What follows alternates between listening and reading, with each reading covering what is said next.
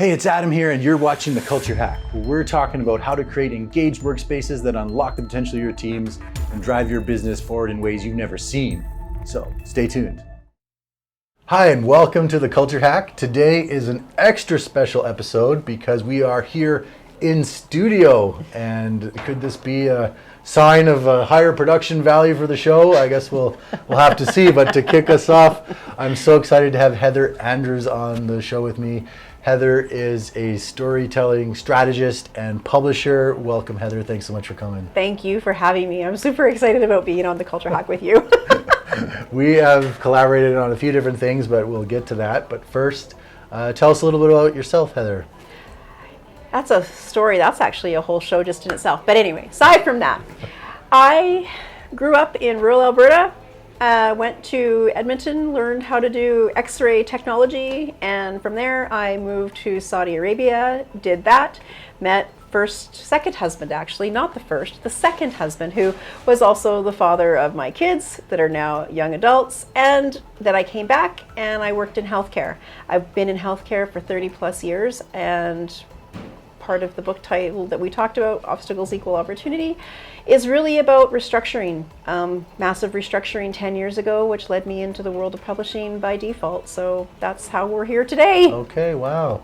So there is some stuff to unpack there a little bit. We're going to talk a little bit about your time in the healthcare and kind of your story there and all that. But first, when we say engagement in the context of organizations and being engaged, what does that mean to you? I believe engagement is the leadership knowing and being really a part of the team that's frontline and on the ground. And when I say on the ground, it's frontline, whether it be people answering the telephone, receptionists, people who receive you in the healthcare profession, and then it just trickles upward or it trickles downward. But it really is that ebb and flow of engagement and that ongoing dialogue, so that people feel that they are recognized and valued and acknowledged, and even on a bad day they know that if they put their best foot forward, they have that internal fulfillment of their job being something that they love. Right. Something that they love, that it matters. Exactly. To somebody. And I remember one of the things after my restructuring, after being in a company where I was a manager, and really getting that team engagement. Like we had a well-run, well-oiled machine because I took everybody through and I got their buy-in, and I was able to, always have that dialogue. And I remember the day when I was restructured out and I got my notice and my package, I remember somebody phoning me and saying, like, thank you for always acknowledging us. Thank you for always coming to check in on us. And that has been something that has stuck with me as an employee and as a leader of a company. And it's stuck with me as I've moved into my own business, and hence probably stories of publishing, because really we talk about people being seen, people being heard, people matter. And I think in a world of today, one thing that my son pointed out to me was they have a band, and one of their new released songs was Thought to You, or Through to You, sorry. And when he was on the radio, he said to me, or said to the audience, in a world of connection, we are never been so disconnected. So Through to You is their song, and it really made me think about how do we stay connected in a world that is so noisy. And that's engagement, that's making people feel matter, that's asking them how they are and having the time to listen to them. Okay, amazing. So 2 questions. First, what is the name of your son's band? In Search of Sasquatch. In Search of Sasquatch. Yeah, In Search of Sasquatch, and they have been a band for like 13 years. They're now 26. They started when they were 13. Okay. They've played on a couple of different radio shows, 92.9, and they played they played over the years at multiple events here in the city. So yeah, so it's pretty cool. He's been an inspiration to me. It's very interesting to see how when your kids start to grow up and they step into who they are, and then they start to do their own thing. And when they were on the radio that day, I was actually really surprised because a lot of the backstory I've never heard of how the songs came to be. Oh, interesting. And they did their record release album back in November, and it was just like 14 years in the making.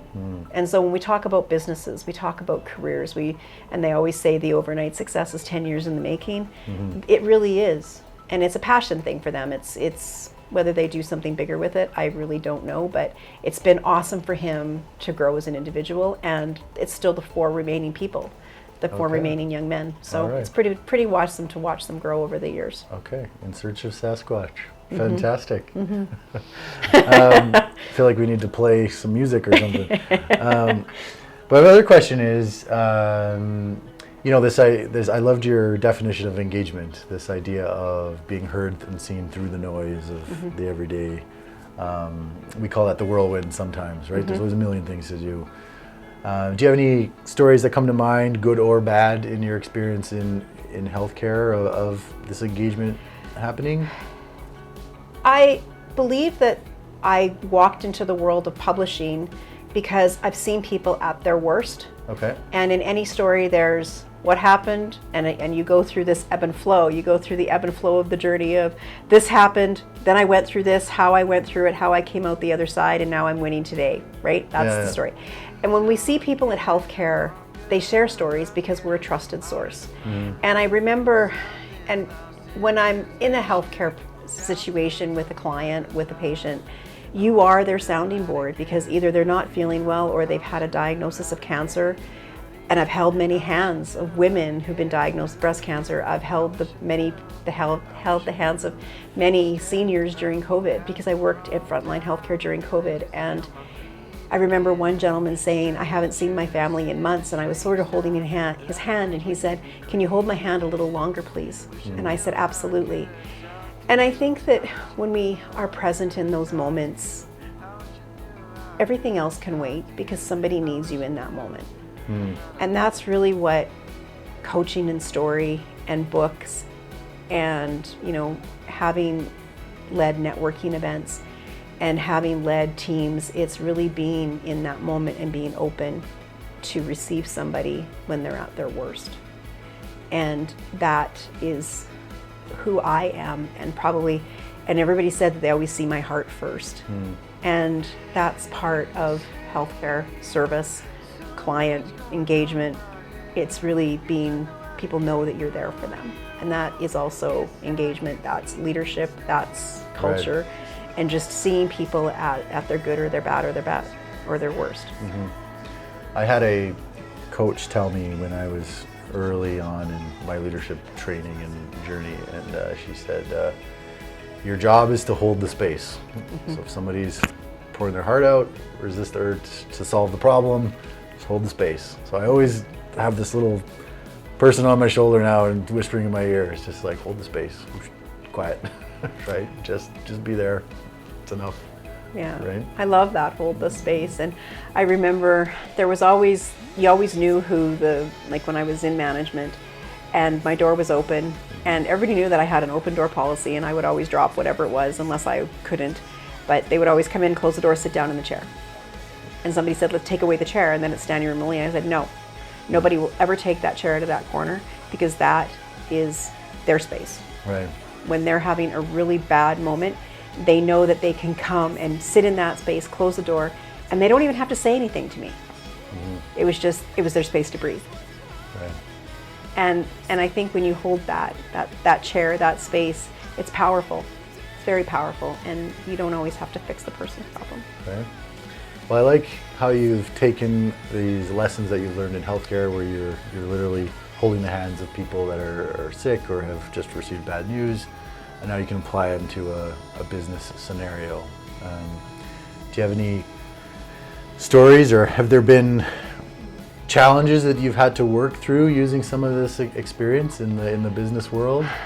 I think we are taught in the business world to serve first. And I think the biggest piece in the world of business is knowing that you can charge for it and what to charge for it, and that there's cost. And there's cost of doing business, and you have to cover those costs. You can still lead with your heart, but you really have to know that there's a cost, and you have to pay for your business to run. You have to pay for your team. You have to, and there's all those number things and all those accounting things that, and all the mentorship pieces, right? So we have the best of intentions as a business owner, and having a other side from being a mom, business ownership has taught me so much.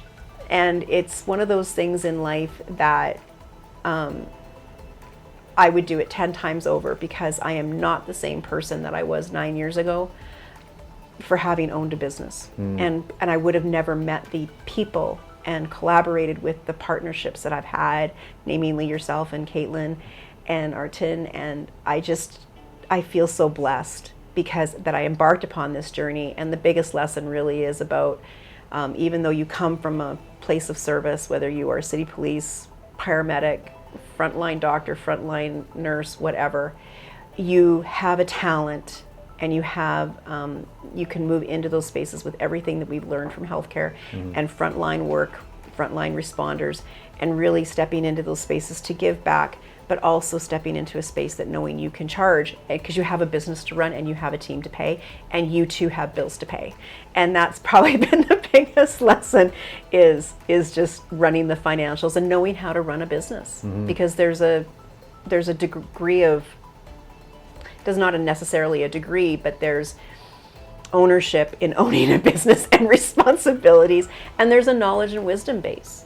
And that's why I think that business owners should write, I'm not shitting on anybody, but I'm saying that business owners need to have that experience and need to write that book and take all of those expertises from corporate and in their business to educate other people that are starting. Right. And being that lead. I often think of mindset when I think of business and owning a business, because we talked a little bit about obstacles equaling opportunities, right? And I think you've got a story about that specifically. I do. There's 3 books actually, which are collections of stories, and it really is about, there's always a story within the obstacle, and there's a solution within the obstacle, and you always come out with a lesson learned and a mindset smarter because of that obstacle. And with every level that you climb in your business or in your life or in your relationship, with anything, with self or someone else, there's always lessons, and there's always bigger lessons to learn the higher you climb on that mountain. Right. Yeah. The obstacle is the way. The obstacle is the way, yeah. And I think it's also sometimes too, I remember my summer spending, I spent the summer hiking, and I did a bunch of mountain metaphor lives from the top of mountains, and really it's like, you never know when you get to the top, you have to, the climb, but you never really know what goodness is going to be in the valley either. And that's really where it's like that ebb and flow, right? And that's, you climb out of it, and then there's going to be something else, but you just always know that there's going to be lessons learned, and there's going to be opportunities, because if I hadn't taken some of the risks that I had, I wouldn't have found the opportunities that I've had today because of that. And I really hold that absolutely as the golden nugget of business ownership, is that it's the people that I have met in person or online that have changed my life, but also the lives of my clients and their collaborative partners now, and we're stronger together. That's the end all be all. We're just stronger together. I love that. Well, thank you so much, Heather, for sharing your insights with us. I'm super excited because next time we're going to talk specifically about publishing, and I'm actually collaborating with a book with Heather, so we're going to talk a little bit about storytelling and the power of that. But before we go, how can people get a hold of you if they need to? There's 2 websites. There's getyouVisible.com and EmpireAuthorsAcademy.com. Either of those lead to my booking link, and I would just love to have a conversation on how you can get started writing if you wanted that to be your journey. Okay, amazing. Thank you. Thank you very much for having me. Hey, thanks for watching The Culture Hack. Do you want to chat culture and engagement? Give us a call and come on the show.